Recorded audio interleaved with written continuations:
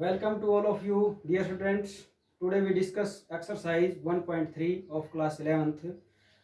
Question number 4 to question number 9. Our fourth question is write down all the subsets of the following sets. In this question we are given 4 parts and we have to find the subsets of every part.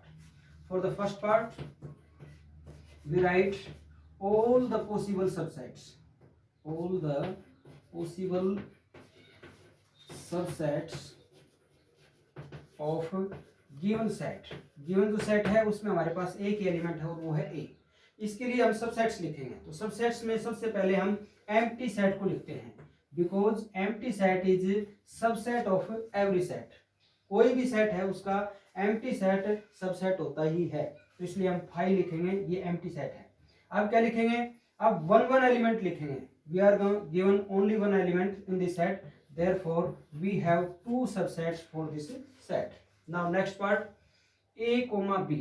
We are given 2 elements in this set, therefore the possible subsets for a comma b. इस set के लिए हमारे पास subsets क्या होंगे? सबसे पहले हम empty set लिखेंगे, 5 लिखेंगे, ये सबसेट हो गया। अब हम वन एलिमेंट लिखेंगे इसके। तो पहला एलिमेंट हमारे पास है a, फिर हमारे पास b। अब 2 एलिमेंट लिखेंगे। तो already we are given only 2 elements, therefore we have to write complete set a b, therefore these are our subsets. Next is 1 2 3.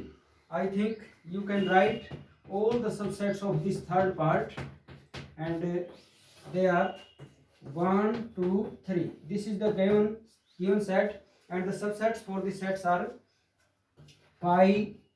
One element लिखेंगे, उसमें होगा 1 2 3। अब 2 एलिमेंट लिखेंगे, तो पहले 1 के साथ लिखेंगे तो आएगा 1 2 1 3। अब 2 के साथ लिखेंगे, तो 2 के साथ 1 पहले ही आ चुका है, तो इसलिए हम 2 के साथ 3 को लिखेंगे, 2 3। अब 3 के साथ लिखेंगे, तो 3 के साथ हमारा 2 भी आ चुका, 3 के साथ 1 भी आ चुका, तो उसको लिखने की आवश्यकता नहीं है। अब हम कंप्लीट सेट को ही लिख देंगे 1 2 3। तो ये इसके सबसेट्स हो गए। Now last and final part is fourth part.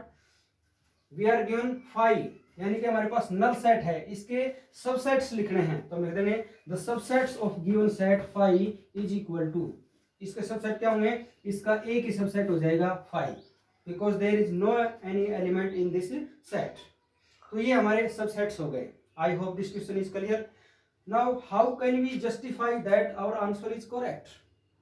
इसके लिए हमारे पास एक फॉर्मूला है, कितने सबसेट्स होंगे, तो नंबर ऑफ सबसेट्स कितने होंगे हम उस क्वेश्चन के अंदर देखेंगे, एलिमेंट्स कितने हैं उस सेट के अंदर। जैसे इस सेट के अंदर 1 एलिमेंट है, तो हम लिखेंगे 2⁻1 यानी कि 2। तो जो हमारा फर्स्ट सेट था उसके 2 सबसेट्स होंगे। जैसे सेकंड पार्ट है उसमें 2 एलिमेंट्स हैं, तो ये हो जाएगा 2⁻2 दैट इज इक्वल टू 4। तो सेकंड पार्ट के लिए हमारे पास 4 सबसेट्स हो जाएंगे। तो इसके लिए जनरल फॉर्मूला होता है नंबर ऑफ सबसेट्स के लिए, वो होता है 2⁻n। तो इसी प्रकार से हम थर्ड और फोर्थ पार्ट के लिए देख सकते हैं। ये यदि हमारे पास कोई सबसेट्स है, जैसे इसके सबसेट्स लिखे, इन सबसेट्स को मैं एक सेट के अंदर लिख देता हूं, तो उसको हम पावर सेट कह देंगे। जैसे हमारा फिफ्थ क्वेश्चन है, हाउ मैनी एलिमेंट्स PA, यानी कि power set of A has if A is equal to 5, यानी कि हमारे पास कोई सेट A है, उसमें कोई भी एलिमेंट नहीं है, वो एम्प्टी सेट है। तो ये कहता है इसके पावर सेट में कितने एलिमेंट होंगे। तो हम लिखेंगे क्वेश्चन नंबर 5 के लिए, given set A is equal to 5, इसमें नंबर ऑफ एलिमेंट्स कितने हैं? 0। तो हम लिख देंगे number of elements in A is equal to 0, कोई एलिमेंट नहीं है। तो देयरफॉर नंबर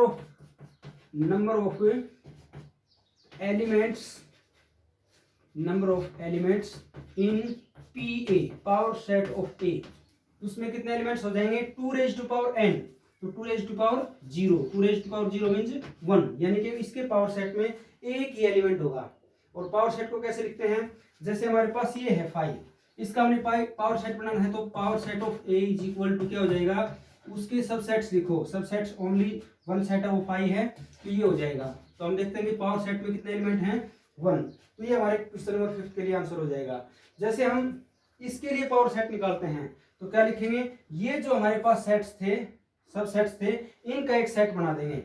इस सेट को मान लीजिए हम x कहते हैं, तो पावर सेट ऑफ x वो क्या हो जाएगा, उसमें हमारे पास एम्प्टी सेट आएगा और फिर जो दूसरा सब सेट था उसको लिखेंगे। तो ये इस सेट के लिए पावर सेट हो गया।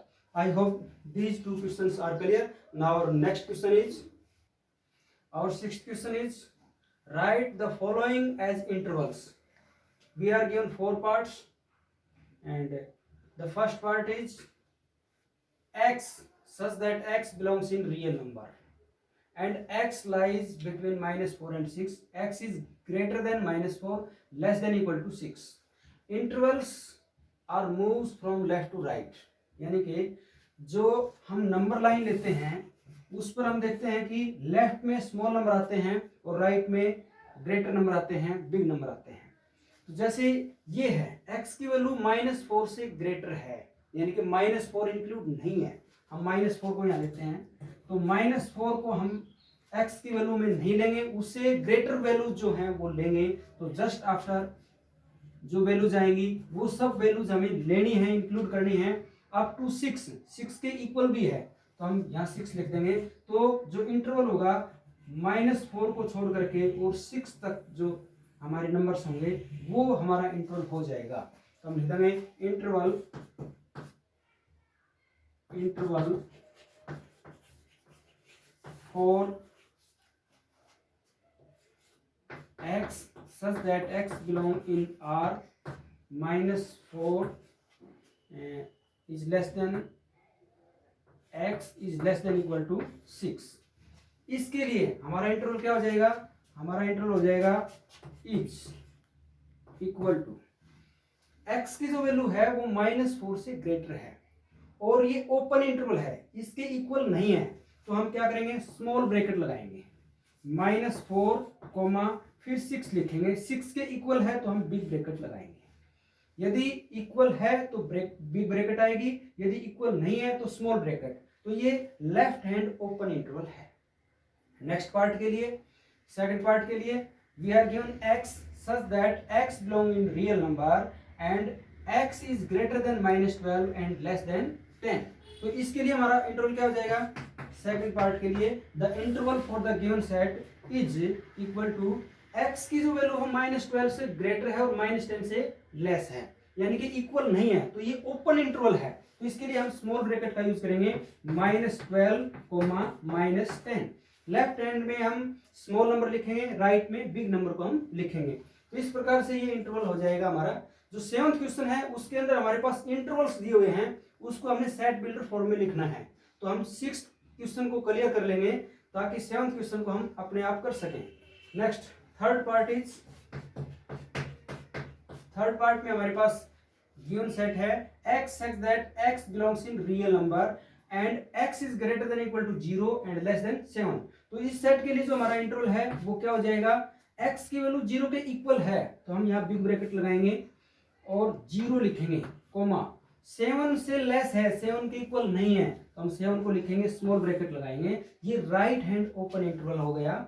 Next last and final part of this question is, we are given x is greater than equal to 3 and less than equal to 4। x की वैल्यू 3 के इक्वल है और ग्रेटर भी है, 4 के इक्वल और लेस भी है। तो इसके लिए जो हमारा इंटरवल हो जाएगा वो क्या होगा, वो क्लोज इंटरवल होगा क्योंकि दोनों वैल्यूज के इक्वल भी है। तो इसका मतलब ये आ जाएगा 3,4। तो इसके लिए हमारा ये इंटरवल हो गया। I hope this question is clear. In next question we are given the intervals and we have to write set builder form. I think you try 7th question yourself. Now your next question, dear students, our 8th question is, what universal sets would you propose for each of the following। हमारे पास 2 sets दिए हुए हैं, इसमें हमें बताना है इनके लिए यूनिवर्सल सेट क्या हो सकता है। यूनिवर्सल सेट का मतलब जैसे यूनिवर्स जिसके अंदर सब कुछ कंटेंट होता है, तो हम इनके लिए ऐसा एक सुपर सेट लेंगे जिसके अंदर ये आता हो, इनके सारे एलिमेंट्स आते हों। जैसे फर्स्ट पार्ट है the set of right triangles, यानी कि समकोण त्रिभुज का समुच्चय।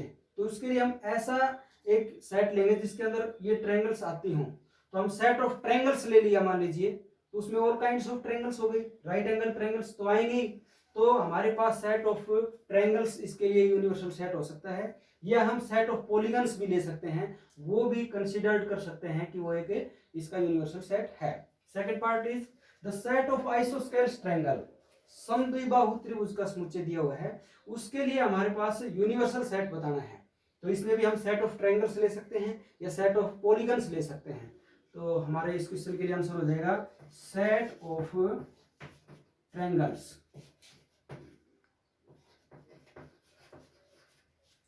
Can be considered as universal set.